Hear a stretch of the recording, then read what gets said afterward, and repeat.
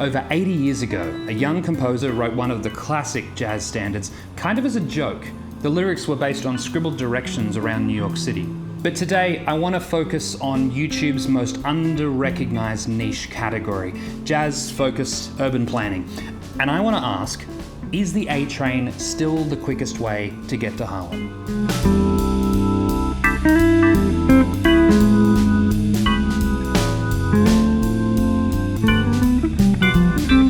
So it's December 1938, and Billy Strayhorn is a 20-year-old composer working as a pharmacy assistant in Pittsburgh, and he's about to become the right-hand man of Duke Ellington.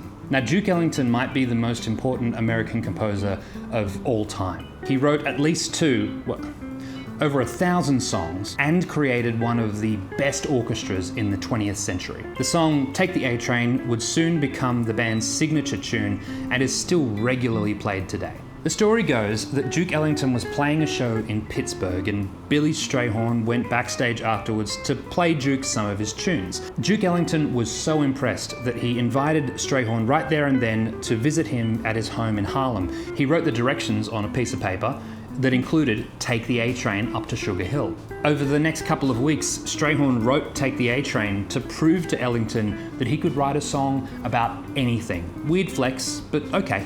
Now that could have been the end of the line for Take the A Train if it weren't for the 1940 dispute between radio stations and ASCAP, which is a performing rights organization that represents songwriters. As an ASCAP member, Duke Ellington couldn't have his songs played on the radio, but Billy Convenient Loophole Strayhorn wasn't an ASCAP member. So he, along with Duke Ellington's son Mercer, got busy writing the band an entirely new catalogue. Now even then, Strayhorn didn't want to include Take the A Train. He thought it was too old, but Ellington reportedly saved it from the trash. And it's a good thing he did. Take the A Train is still one of the most popular and most recognizable jazz standards, even by mainstream audiences.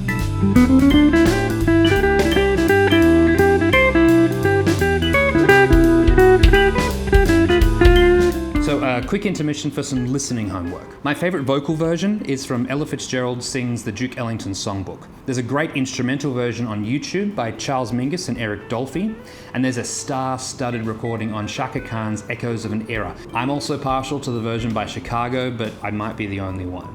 But back to our pressing question.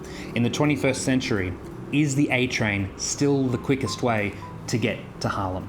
The A train is one of New York's older subway lines, but it's not quite the worst. An in-depth 60-second Google told me that the C train is widely considered inner circle of hell territory. The A and the C do share a track, so let's say that the A is like a suburb of hell.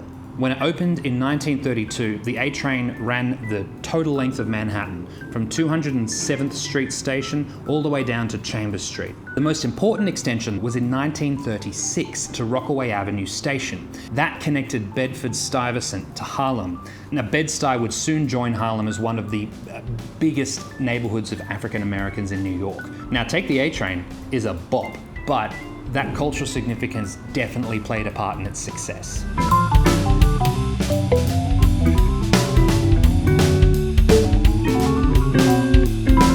Now, Duke Ellington lived here in a building called Ellington House. It's close to the original location of the Cotton Club, where Ellington made his name in the early 30s. Of course, in 1939, the Cotton Club was in the theatre district here, and a year or so later it would be nowhere.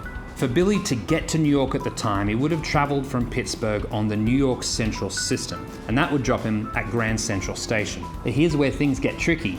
The A train doesn't go to Grand Central Station. Strayhorn would have had to walk or take the 7 from Grand Central to 42nd Street Station, and then he could take the A train up to 155th Street Station, the closest station to Ellington's home. But today, the A train only stops there at night time. In the day, it does go to 145th Street, that's at the southern end of Sugar Hill, but then you'd need to catch the C to get up to 155th. So to answer our question, is the A train still the quickest way to Harlem? If it's after 10 p.m, yes. If you're happy to walk from 145th Street, yes. But to get to Ellington House in the day, the quickest way is to take the C train.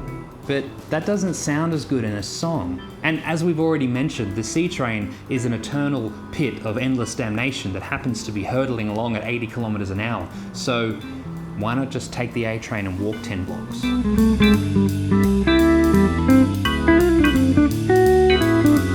I'll leave links to the albums I recommended in the description below. If you enjoyed this jazz urban planning content, then go and watch some City Beautiful videos while listening to John Coltrane's Giant Steps, which, speaking of, I've got a whole video on Giant Steps and you should watch it just as soon as you're done liking and subscribing below. Thanks for watching.